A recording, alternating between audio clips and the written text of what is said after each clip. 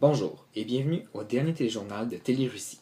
Aujourd'hui, en manchette, l'économie et les relations internationales de la Russie vont de mal en pis, Ukraine et Russie, un conflit qui persiste, et un retour sur les Jeux olympiques de Sochi.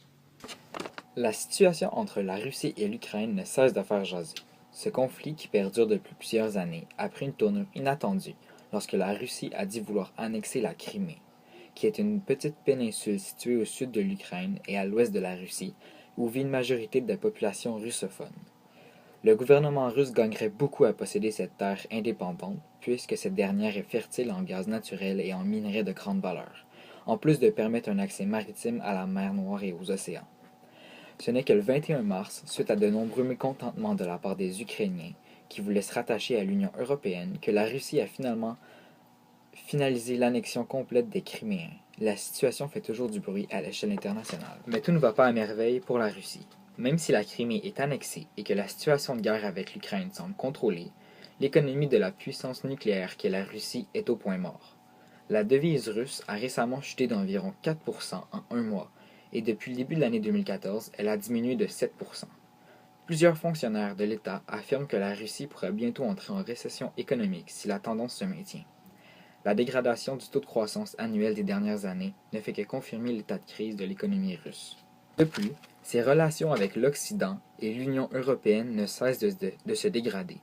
Effectivement, Washington a affirmé par communiqué de presse que si la Russie devait à nouveau déranger la paix en Ukraine, elle devrait subir les conséquences de ses gestes, soit par la mise en place d'un boycottage. La Russie a répliqué en disant que ses exportations de gaz en Europe de l'Est pourraient diminuer en cas de boycott à son Et égard. Gabriel pour ces excellentes informations. Maintenant, c'est Winter qui va vous parler des conséquences après les Jeux Olympiques 2014, les Jeux d'hiver bien sûr. Les grosses constructions leur ont coûté des fortunes à la Russie, des fortunes qui marquent l'histoire de la Russie. Boris Nemtsov et Leonard Martynuk affirment que la majorité des infrastructures construites seront détruites, car les frais d'entretien sont beaucoup trop élevés. En plus de ça, l'experte en immobilier Valeria Mozganova observe que les appartements construits pour les Jeux olympiques seront extrêmement difficiles à vendre ou à louer pour différentes raisons. Heureusement, la Russie essaye d'attirer davantage de touristes avec leurs nouveaux aéroports et leurs ports qui accueilleront davantage de touristes.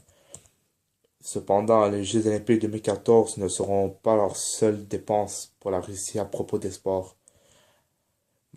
Malheureusement, ce pays accueillera la Coupe du Monde en 2018 affiche et le premier Grand Prix de Formule 1 qui traversera les Jeux olympiques. De plus, la Russie y accueille le G8 en juin. Est-ce que la Russie est de taille pour accueillir tous ces événements à un court laps de temps? On se le demande tout. Merci pour votre patience.